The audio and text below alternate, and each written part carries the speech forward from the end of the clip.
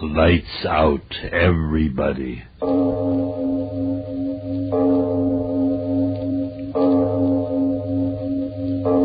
It is later than you think.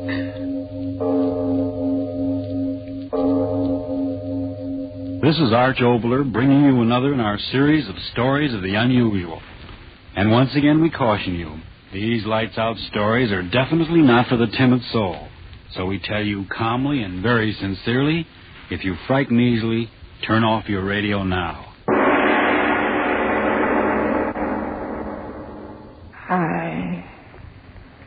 I know. It's dying I am, Father Donahue. And old as I am, I'm not ready to die until... come closer, Father, and hear my miserable confession. You know me as a good woman of the village. Yet I've heard what you say. There's no finer old woman in all the islands than the widow Danelle. But that's not so, Father Donahue. And if I'm to meet all my old friends in the island of paradise, then hear me out and pray for me. You know my sons, Thomas and Paddy, born on the same cold winter's night they were. And the firstborn, Thomas, was as good as an angel in paradise. But the second, the one I named Paddy, was evil from the moment he took his first breath of God's good air. It was Thomas that carried the load of the family on his back, fishing from early to late. But Paddy, that rake, drinking and brawling and running from work as if the devil himself was pulling him away. I pray to the good God every night that some goodness come into the man's heart. But with every year he grew worse, stealing what his crooked tongue couldn't talk away from honest men. But his brother Thomas, he repaid me for all the trouble. A good boy. And when it came to me with the word that he was to marry Eileen, the heart in me sang, for the good God always meant for the two of them to be together. How I remember the day of the wedding. The sun shining, and the sky and the sea smooth as a baby's cheek. I was so happy, little knowing of the horror of what was to come. It was a happy morning. So happy. Listen to the mother. Did you ever hear a happier sound in all creation? Why shouldn't they be happy, Thomas? It's not every day that such a blessed marriage comes in the island. The prettiest girl in all the Blaskets waiting to be your bride as soon as the sun starts setting. My bride? Mother, that's a grand word. I'm happy for you, my son. I wonder where Paddy can be. Paddy? Yes, he isn't around. You know where he is. That's rake. It'll be a better wedding without him. Oh, now, Mother, don't say things like that. After all, he's your son and my brother. I've got a sorrow in my heart as he's drinking and brawling. Paddy, you did come. Speak of it, Jibble. And why shouldn't I be here? There's an honest stranger said welcome at your wedding. Oh, no, Paddy, that's not the way to talk. There's food and drink and... No, wait a minute. I've got more important things to do than to be filling me belly. Listen to me, Brother Thomas. Is your head that full of weddings that it can't get a chance of making us all richer than a Yankee? What do you mean? Yes, speak up, Paddy. What devilment are you up to now? Devilment nothing. It's honest money I'm talking about. And may the next pipes and tobacco be at me on wake if I'm not telling you the truth. I'm listening, Paddy. Let's hear what you have to say. Do you remember the hulk of a ship that was wrecked off in East Nabro a bit ago? Well? Well, I went there yesterday to see if there was anything worth having. Listen to me, brother. In the bottom of a pool no deeper than this room is lying enough bolts of copper and brass to make you and me the richest men on the island. What? You can believe there is. Wouldn't you rather bring the bride a pocketbook filled with gold sovereigns than the empty leather you've got now? But, Paddy, wish you, Mother. You talk to the men. But if it's in the sea, it'll wait until after the wedding. Wait, will it? And with those Inish boats sailing all around the place, I tell you it's now or never. And may my sword to the devil if I'm not saying true words. Thomas, it would be nice to have a bit of money in the house.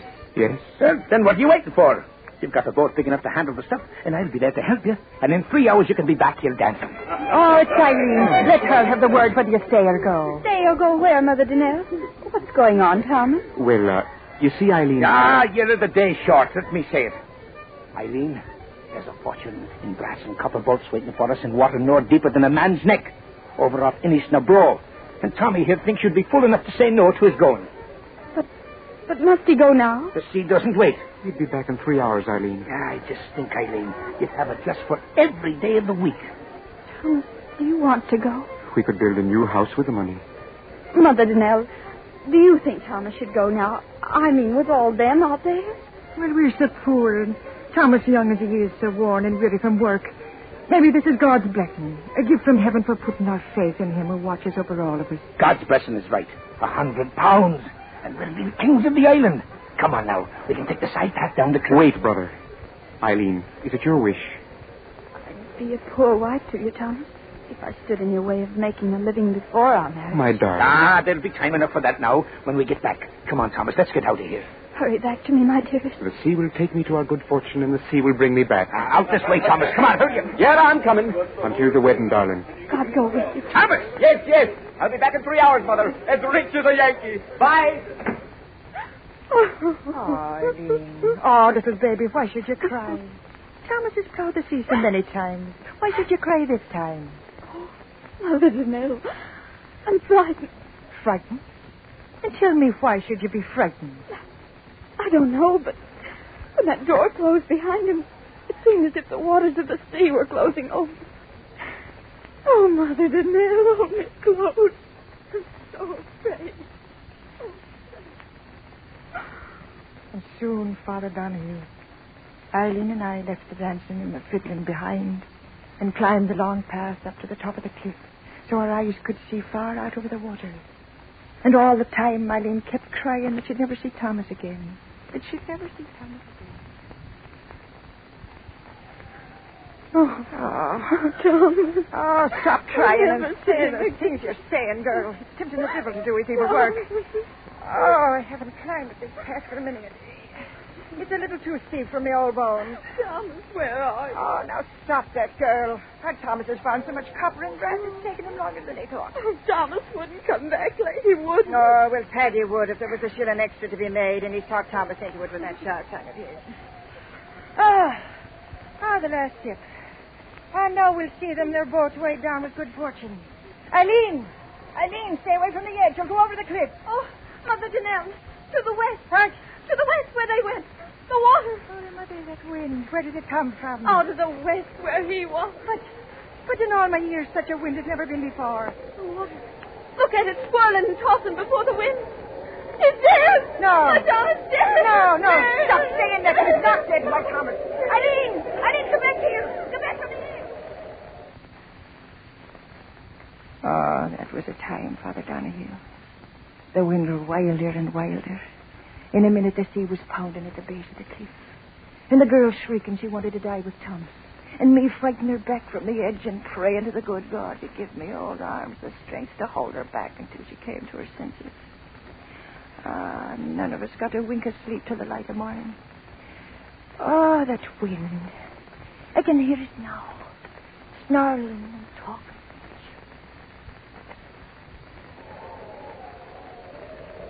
Widow Donnell! What? A boat. Your son's to the west. Why, my son? Aye, come on. Dead? No, the boat's coming and there's living hands on the oars. Come Oh, on. to the Scotterman, he's a thank you to their mercy. Mother Donnell, I heard someone say. Oh, Mother Donnell.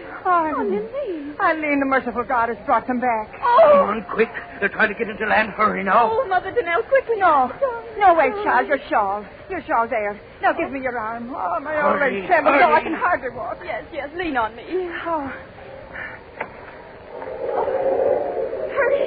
Mother yes. Donnell. Yes, I'm moving fast as I can. It's hard. It's hard to get against this wind. It will. Let him live. You bless it for the life of one.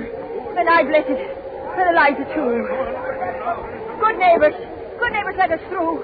My son. That's the Widow Donnell now. Let us through. Get aside for the Widow Donnell now. Come on. Oh, I can see nothing.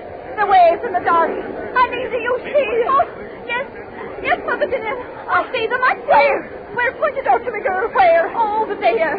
Follow my finger. Oh, Mary, they're coming back. Yes, I see the boat. Oh, blessed boat. I see it. Praise God, I see it. One. There's only one No. boat. No, what are you saying? Thomas! Teddy! Mother Kate, come back! The waves! The girl's right. There's only one in the boat. Waves! The boat's in! Thomas! Oh, no. No, Eddie, wait for me. My son, take me to him. Oh, yes, forgive me.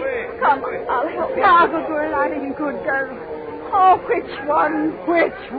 Thomas, I know it. Thomas, I know it. Yes, Thomas, the good Thomas, he lives. Stand aside, everybody. Let the widow Danelle and the girl through now. Let them through. Let Some me other. go. No one. My son, which one? Well, I'm back, Mother. Are you pleased to see me? Paddy. Oh! Please, stand back now. You, Paddy. Yes, me. Ain't I got a right to live? Tell me quick, where is my son? Where's Thomas? Tell me, Paddy, where is my Thomas? Where do you think he is, old woman? Dead at the bottom of the sea.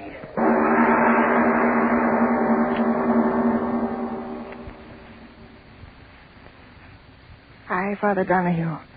That was what he told me. My good Thomas was dead at the bottom of the sea. Dead. The good Thomas dead, and Paddy the evil one, alive. Oh, it wasn't right, Father. And in the days and nights that followed, I cried to God, why did you do it? Why? Why did the sea take my dear Thomas from the boat and leave Paddy? Was there no reward on earth for goodness and sweetness of soul? And in the seventh night of my sorrow, there came an answer. I was lying on my bed. Outside, the sea was singing and whispering. My window was open, and I could hear the sea talking as I lay there crying. Crying from a loud time. I did.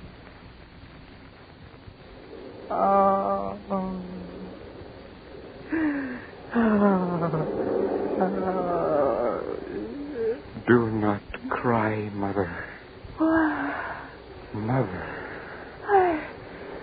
I heard a voice. You heard me, Mother. Thomas's voice. Oh, no. No, it's some wildness in my weary head. Mother, I am so weary. You must listen. Oh, dearest God. Why do you do this to me? My son is dead. Dead in the sea. Why do you bring me the memory of his voice? Mother, believe me.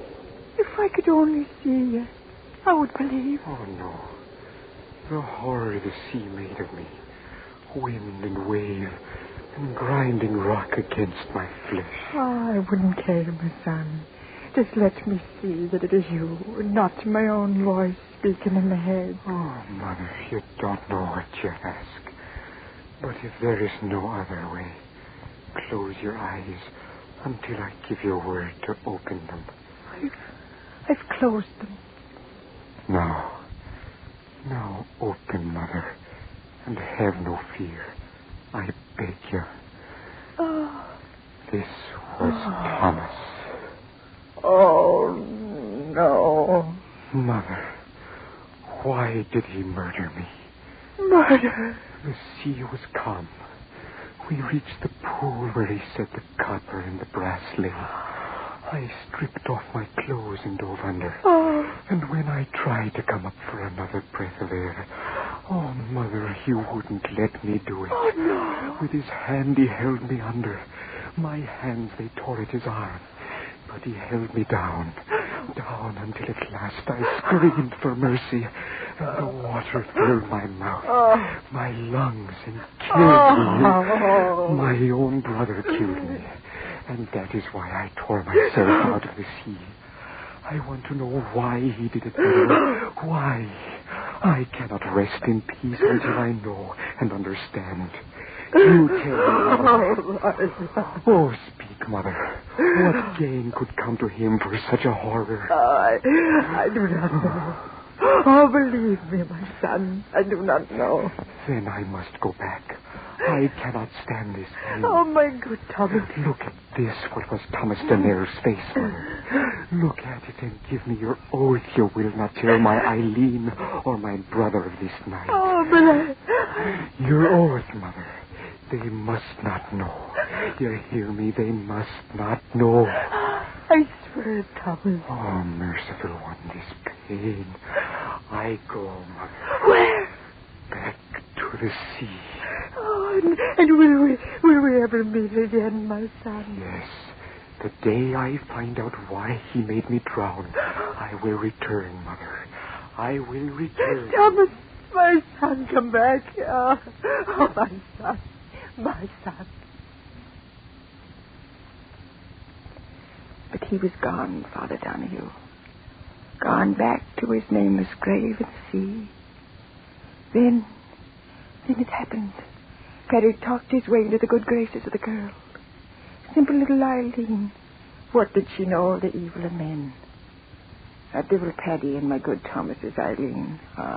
Took the life out of me and made me long for the quiet of my grave.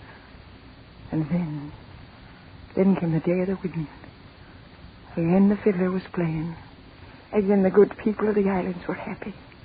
I alone was sad, weeping the twirling.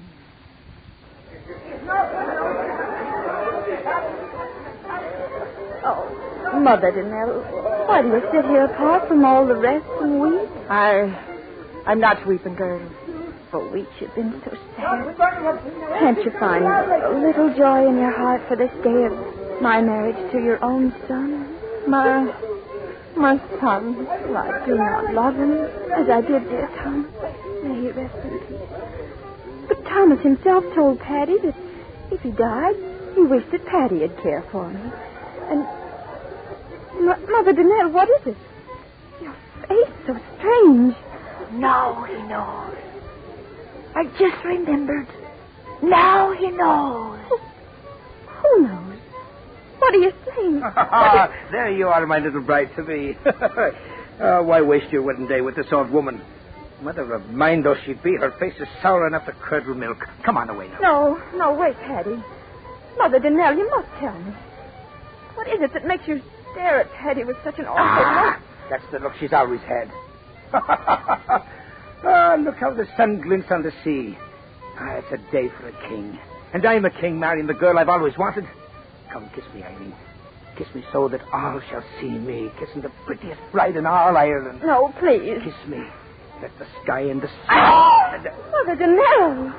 What did you make that sound for, old woman? What's going on around here? No, Who takes it? Now then, speak up, Mother. Why did you shriek like that? The sea. What of the sea? What are you pointing your bony finger at out there? What are you... Look, at the water's edge. Say, what is... Something's coming out of the sea. Look, something's coming out. Yes, that's right. I see it now. It's a seal, that's what it is, a seal. Where's the club? I'm looking at... It's not a sea. Huh? It's a man. Look, man. Bones. Just bones. Let's get on here. Eileen, do not look. Do not look. Oh, Blessed Mary, she's fainted. She will not see. What is it? I can't move. I cannot move. No, you cannot move, my brother.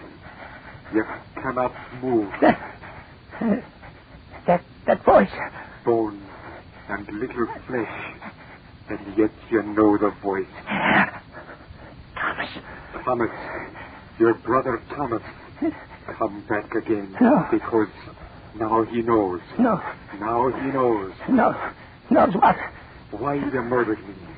Your flesh and blood. I heard it from your own lips. You wanted my Eileen always. That's why you did it. Your clever tongue can no longer save you, brother of mine. I have come a painful way to get you. No, you won't get me, dead thing. No, I'll get away. I'll run. And so he ran, Father Donahue. He turned and ran up the path that led to the top of the cliff. And behind him, slowly sobbing with the pain that tore at his dead bones, climbed my dead Thomas after him.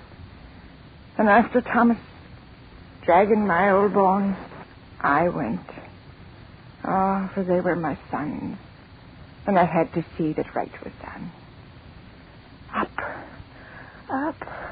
Up until at last Paddy stood on the very edge, the sea 500 feet below, shrieking and yelling and wailing.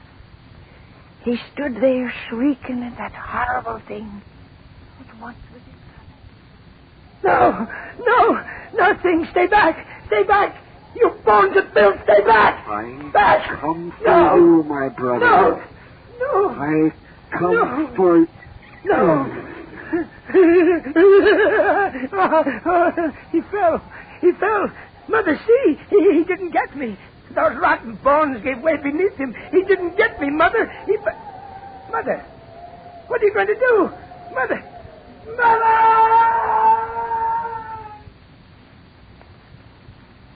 Over the cliff Paddy went, turning and twisting, and into the sea where the water covered him over. When the others of the village came up there at last, I told them that the old bones of Thomas had done it, had clutched Paddy close to and thrust him over. Oh, Father Donahue, listen. It was I that gave that final push that sent the evil son of mine to his death. Thomas tried and failed before he had his last measure of revenge. So I did it, Father. I gave Paddy the new life, and I gave him death.